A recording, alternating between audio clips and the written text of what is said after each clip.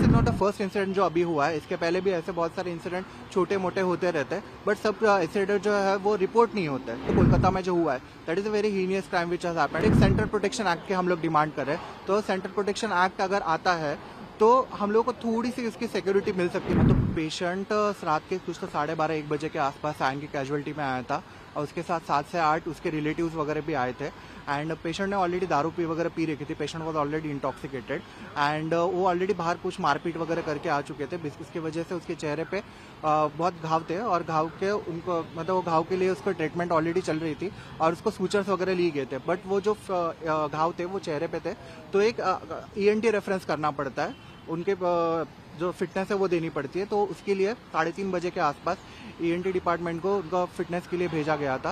And 3:30 बजे के आसपास हमारी जो फीमेल रेसिडेंट डॉक्टर थी वहाँ पे वो ऑन कॉल थी। एंड जैसे ही वो वहाँ पे गए तो she started examining the wound. And wound जो एग्जामिन करते हैं तो ऑलरेडी जो ड्रेसिंग वगैरह की रहती है वो जस्ट निकालते हैं। तो निकालने के टाइम पे that's a very normal and minor procedure, and this is a routine procedure जो की जाती है वुंड एग्जामिन करने के लिए। तो इसे उसने निकालने की कोशिश की। सिंस पेशेंट ने ऑलरेडी दारू पी रखी थी तो पेशेंट स्टार्टेड अब्यूजिंग हर। पेशेंट ने ऑलरेडी वहाँ पे उनको गाली गलौज करना वगैरह चालू कर दिया। एंड वो देखते ही देखते उसके जो रिलेटिव्स थे, तो रिलेटिव्स ने अगर समझना चाहिए कि अब पेशेंट अगर इंटॉक्सिकेटेड दारू पी है उन्होंने, तो उन्हें पेशेंट को संभालना चाहिए। तो पेशेंट को संभालने की वजह उन्होंने भी उसको, हमारी जो महिला डॉक्टर थी उसके ऊपर उसका वर्बल अब्यूज जो गाली गलौज करना वगैरह चालू कर दिया, और हाथापाई के लिए जैसा पूरा उसके ऊपर आ गई। एंड जो पेशेंट का जो ऑलरेडी जो वुंड के ऊपर जो खून वगैरह लगा हुआ था, उसका जो कॉटन वगैरह था वो भी उसने पूरे उसके शरीर पे लगाना चालू कर दिया, फेस पे ऊपर लगाना चालू कर दिया। एंड उसके बाद में जैसे ही फिर पेशेंट रिलेटिव्स ने वगैरह सॉरी जो अपनी नर्सेस वगैरह थी उन्होंने इंटरवीन वगैरह किया, और इन सब के बीच में जो हमारी जो रेसिडेंट डॉक्टर थी उसके हाथ पे एब्रेशंस वगैरह भी आ चुके थे।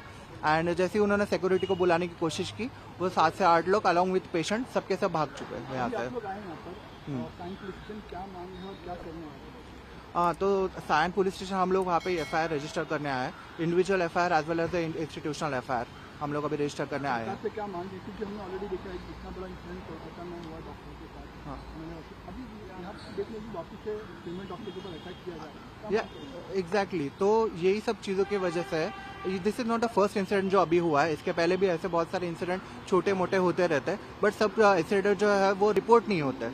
तो बेसिकली इसलिए हम लोग के अभी, और जो कोलकाता में जो हुआ है that is a very heinous crime which has happened, और उसके निषेधार्थ हम लोग अभी यहाँ पे प्रोटेस्ट कर रहे हैं। और प्रोटेस्ट में हम लोग की यही मांग है, वो हम लोग की बेसिक मांग है। बेसिकली हम लोग को क्या चाहिए, हम लोग को सिक्योरिटी चाहिए। काम की जगह पे हम लोग को सिक्योरिटी चाहिए। और जो पीड़ित महिला जो है, जो कोलकाता की जो रेसिडेंट डॉक्टर जो हमारी बहन है, तो उसको हम लोग को न्याय मिलाना चाहिए। तो उसको न्याय और एक सेंट्रल प्रोटेक्शन एक्ट के हम लोग डिमांड कर रहे हैं। तो सेंट्रल प्रोटेक्शन एक्ट अगर आता है तो हम लोग को थोड़ी सी उसकी सिक्योरिटी मिल सकती है। मतलब जो ऐसे इंसिडेंट जो हो रहे हैं, जो ज़्यादा हो रहे हैं वो थोड़े कम हो जाए, और जो दोषी रहेंगे, जो रिलेटिव्स रहेंगे या फिर पेशेंट रहेंगे, उनके ऊपर कड़ी से कड़ी कार्रवाई होए। हॉस्पिटल का डीन या हेल्थ मिनिस्टर या कोई नेता या कोई किसी कुछ संपर्क हो पाया इस मामले को लेकर? हाँ, हमारे जो हॉस्पिटल के डीन है डॉक्टर मोहन जोशी सर, वो हम लोग को सपोर्ट कर रहे हैं।